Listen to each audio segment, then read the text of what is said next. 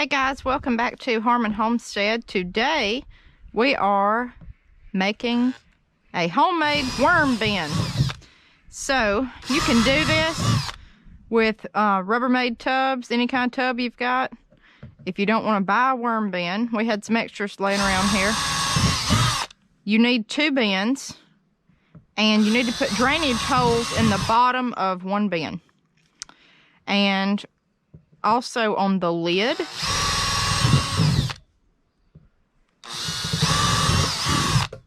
And this is to allow air to get into the compost, as well as drainage holes.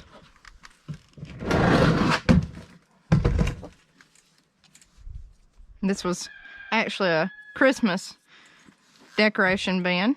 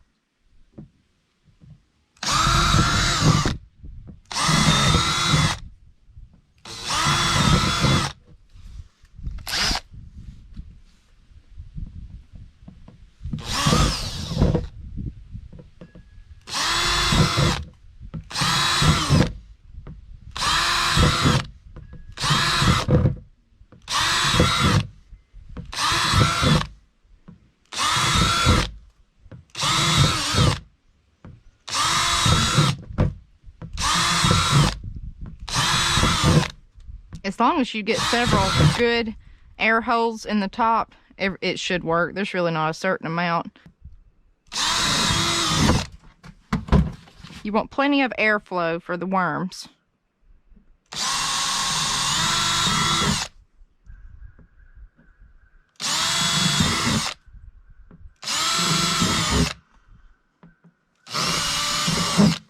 Now, what size bit are we using on this? That's us. What about the bottom? Now show everybody you had larger.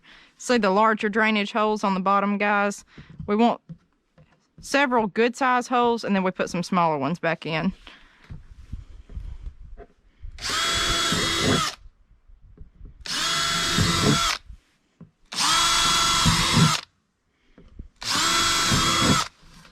Just about the size of a number 2 pencil. That way, if the bottom gets stopped up, it doesn't fill up with water and they don't drown.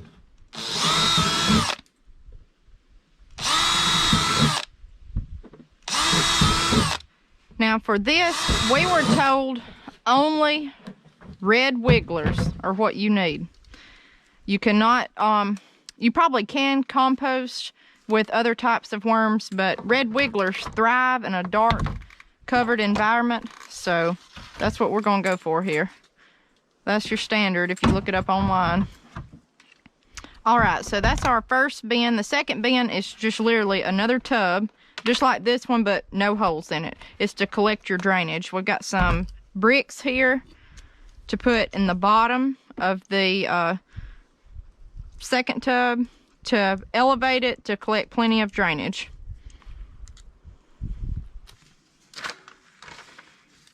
Okay, so we're getting our worm bed ready. We've got shredded newspaper. We're just tearing up a regular Sunday newspaper. They say do not add anything glossy to this, only plain paper. And I also have some peat moss here. And then we'll put some more paper on top. Okay, so what you want, I've got a little water bottle here that we're going to use. It's just plain water. Just spray this and get everything damp. So I'm gonna go ahead and start working on that.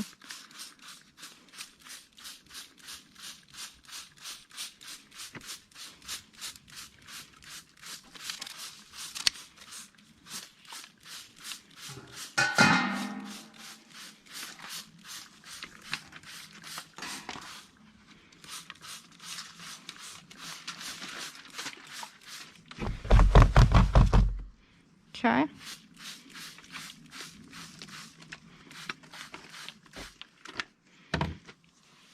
All right, so next we've got some red wigglers. Let's see what we got.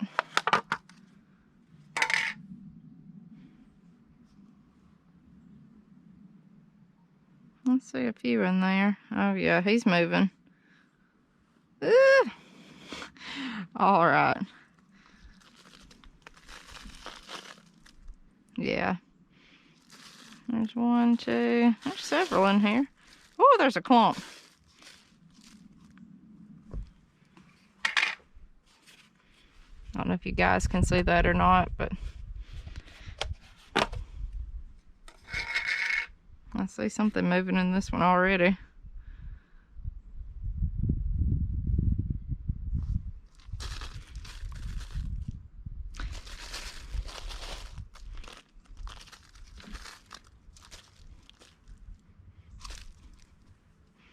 All right, so what I'm going to do is I'm just going to spray just a little bit more.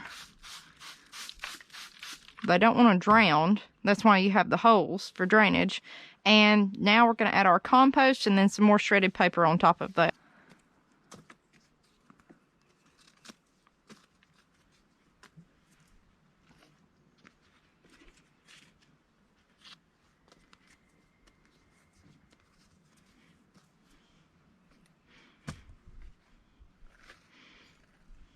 They really like coffee grounds.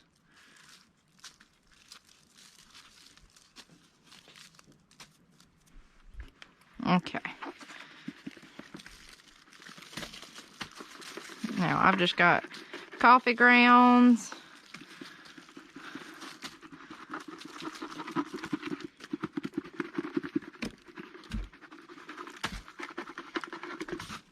Now I think that's probably pretty good to start out with. I may have too much. It's just really trial and error.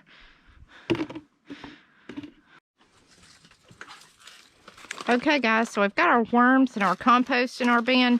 We're just going to add a little bit more peat moss. We're adding some more paper that's cut up. This is actually a feed sack we're using. And we'll top it off.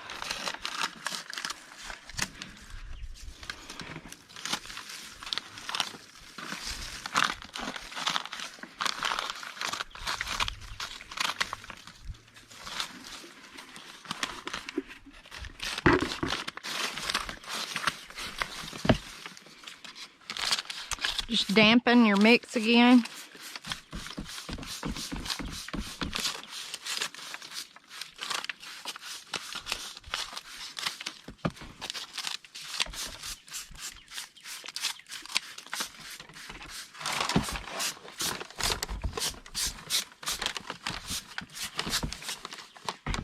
And this is an experiment, and we'll see.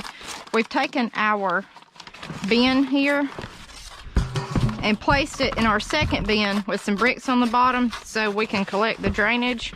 And you can actually make worm tea out of that. Any kind of liquid that drains off from your compost and your worm castings, you can use. I believe it's 1 tablespoon to a gallon of water, and you can put that on your plants. And we're just spraying the top here with water, just to keep everything damp. We're going to put this in our garage.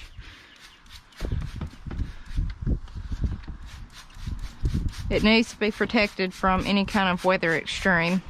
Heat extreme, cold extreme.